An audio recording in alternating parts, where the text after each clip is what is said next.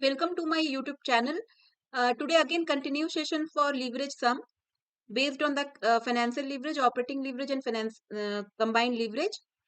This question is also very important and several times it came for MBA and MCom examination.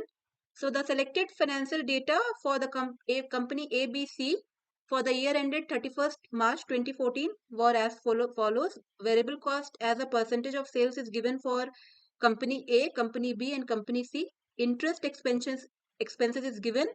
Degree of operating leverage is given. Degree of financial leverage is given. Interest rate is given. Prepare income statement for each of the companies. See, income statement, first we should know the simple format, that is sales less variable cost is contribution, less fixed cost is your EBIT, less your interest, EBT and less your tax. Finally, you will get EAT or PAT. But in this question, they asked to prepare an income statement on the basis of given data.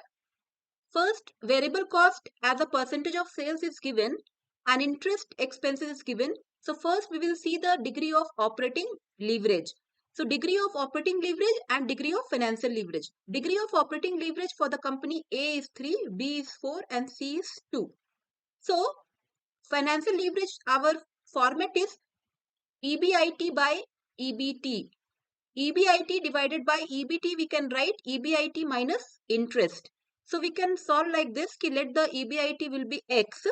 So for company A, my financial leverage is 3. So EBIT if X, so X by X minus interest is given for the company A is 200. So if we will solve, we will get our X. X will be nothing but is your EBIT. Same way we have to calculate for company B, because interest is given 300. So, and for the company C, because here also interest is given 1000. So, if we calculated based on our financial leverage, we calculated our EBIT. Now, second, we have, it's given degree of operating leverage. If degree of operating leverage is given, our formula of operating leverage is contribution by EBIT.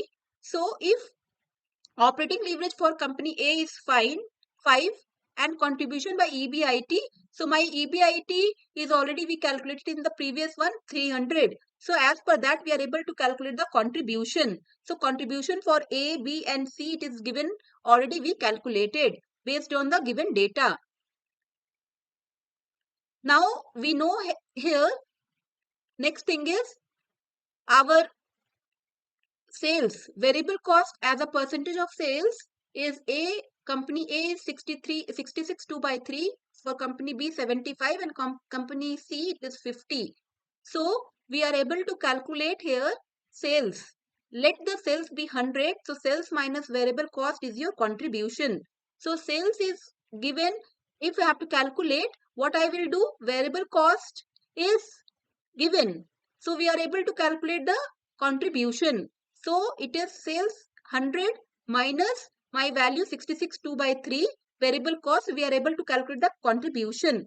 So sales if I have to calculate for A, for 33 1 by 3 percentage, the value is 1500 my contribution.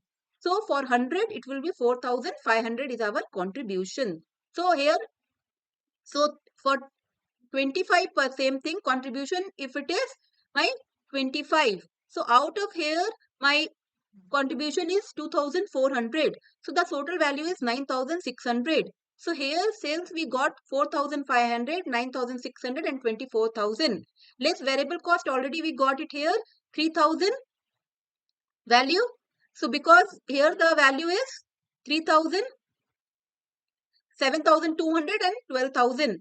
So contribution will be 1500, 2400 and 12,000. So less the fixed cost is given. Fixed cost will be 1200, 2000 and 10,000. So I am able to calculate EBIT 300, 400 and 2000 already given. So based on this data, we have to prepare the income statement, because if we calculate our EBT, deduct 35% tax.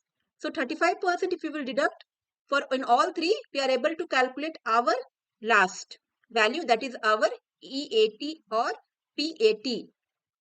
So till here all the working note is given. So now last the comment will be your the financial position of a company is better in all the companies due to the following reason. The financial risk for the company C is very less as compared to other companies, as it has lesser financial leverage. Combined leverage of company C is also which indicate lesser amount of business risk, and the PV ratio of the company is 50%, which is highest among all three companies, due to which the contribution of a company C is more.